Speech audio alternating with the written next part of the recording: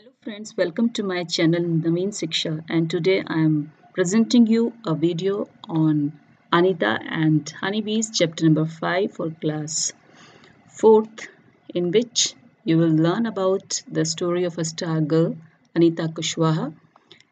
We will read the content part of this chapter as well as we will try to take out some learning outcomes. So first of all I am going to read it and explain you bilingually. My name is Anita Kushwaha. I live in Bocha village. This is in Muzaffarpur district in Bihar. I stay with my parents and two younger brothers. I study in college. Besides studying, I teach young children. I also keep honeybees. Means Anita Kushwaha Bihar की रहने वाली है, Muzaffarpur district की। ये मैंने आपको show किया है इस मैप में। यहाँ बिहार है, ये इसकी राजधानी पटना है, यानी कि नॉर्थ ईस्ट पार्ट में ये हमारे पड़ता है। और अनीता जो है वो इस कॉलेज में पढ़ती है, उसके साथ साथ वो बच्चों को पढ़ाती भी है और साथ में हनी बीज यानी कि मधुमक्खी पालन का काम भी करती है। All this has not been easy for me. When I was young, I used to spend all my time with my goats as they grazed for food. I always wanted to go to school, but my parents did not like the idea of girls going to school. वो बता रही है कि इतना आसान नहीं था। पहले मैं गोट्स को यानी कि बकरियों को चराने के लिए जाया करती थी और मैं जब स्कूल जाना चाहती थी तो मेरे पेरेंट्स को ये अच्छा नहीं लगता था कि लड़कियां स्कूल जाएं। बट उसका ये ड्रीम था कि वो स्कूल जाए। तो उसने एक दिन क्या किया कि one day I peeped into the school in our village. I could not stay away. I silently went and sat down behind the children. I felt so happy. I went home and picked up the courage to talk to my parents about going to school, but they did not.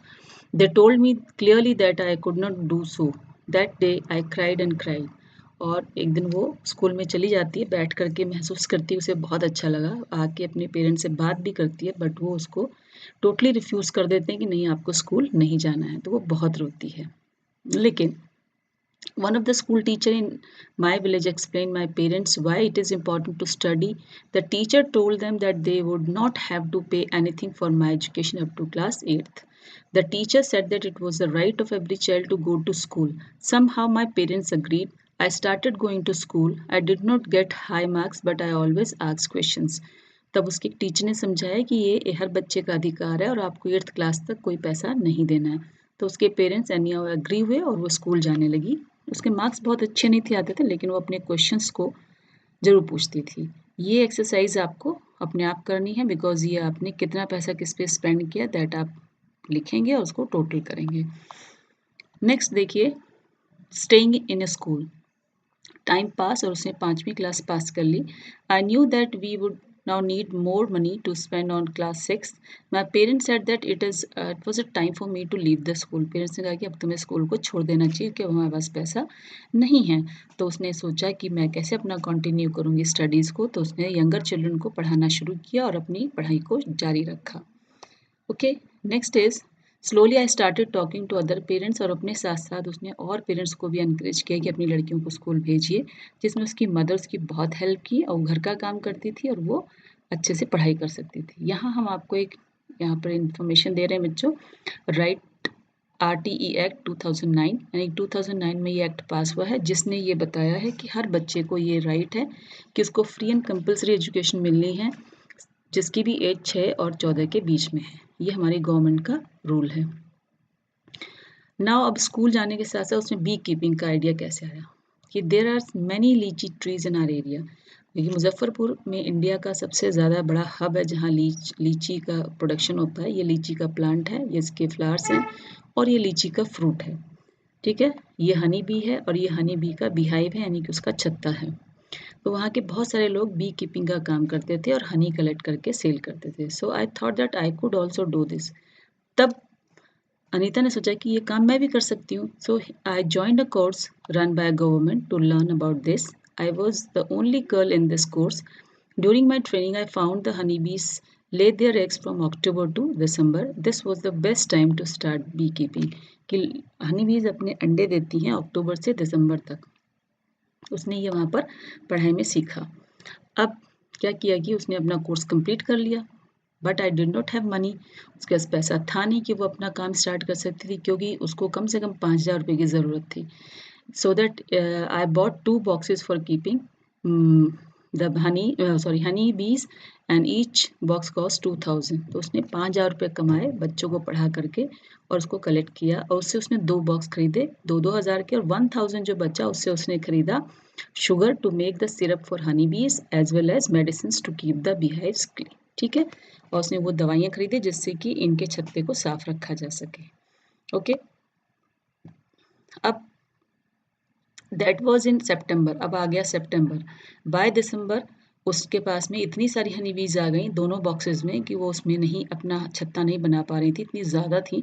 I was still learning, तो उसको और boxes की ज़रूरत थी। ठीक है, but during this process उसको कई बार मधुमक्खियों ने स्टिंग किया, काटा, हाथ पर काटा, मुंह में काटा, मुंह उसका स्वेल कर गया, उसमें बहुत दर्द होता था। It would get a pain, but how could I complain to anybody. उसने कि मैं ये किसी को बता नहीं सकती थी क्योंकि मेरा अपना डिसीजन था।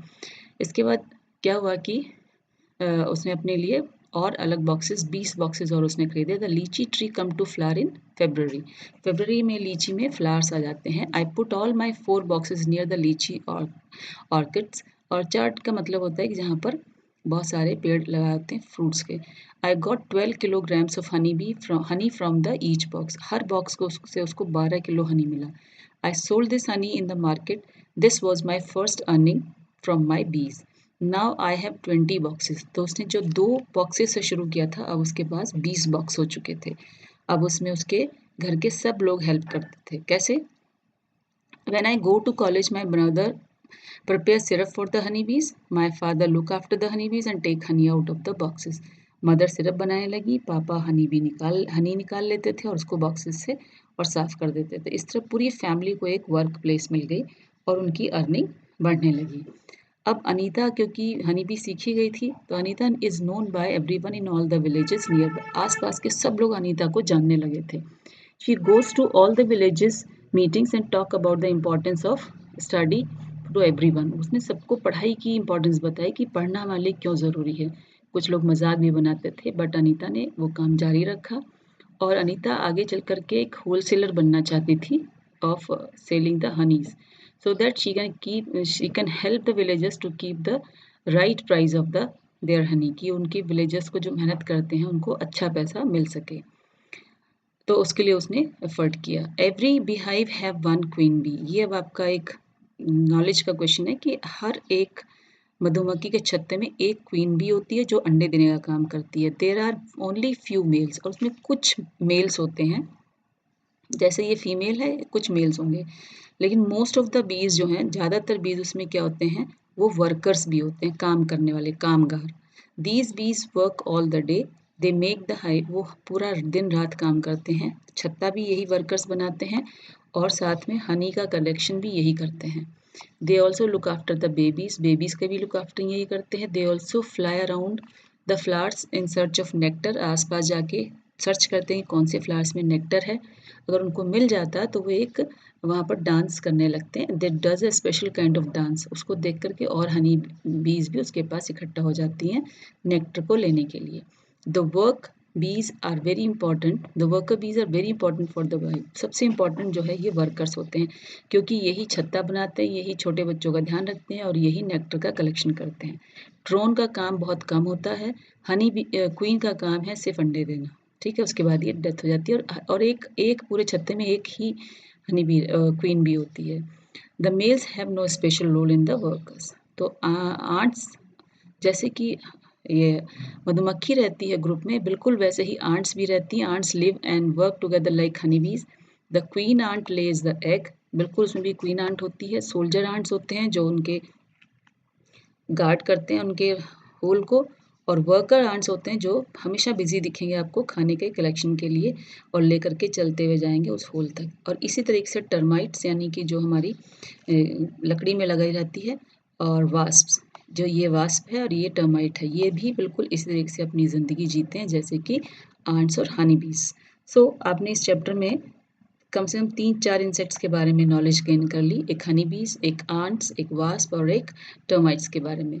अब देखिए जो लास्ट पार्ट है इसमें इसमें आपको कुछ क्वेश्चंस दिए गए हैं जो आंट्स को ऑब्जर्व करके आपको लिखना है कि have you been bitten by an ant. किसी आंट ने आपको काटा है? Yes, no. कौन सी कलर की थी? Black, red, big, small, do ants ever come near you when, कब आंट्स आपके पास आती हैं?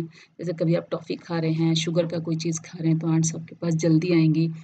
इस तरीके से आप इसमें लिखेंगे और draw an ant in your notebook and colour it, उसकी एक पिक्चर बनाइए, कलर कर दीजिए। While eating peanuts you probably throw the shells. Why don't you try to make some insects by using the shells? Do not forget to color them. और हम जो shells हैं उनसे ऐसे इंसेक्ट्स की पिक्चर्स को एक मॉडल्स बना सकते हैं। आप भी बनाइए और I will give you some models also in the separate video. Okay बच्चों, अब इस एक्सरसाइजेस को करेंगे और thank you for watching this video and kindly like share and subscribe the channel.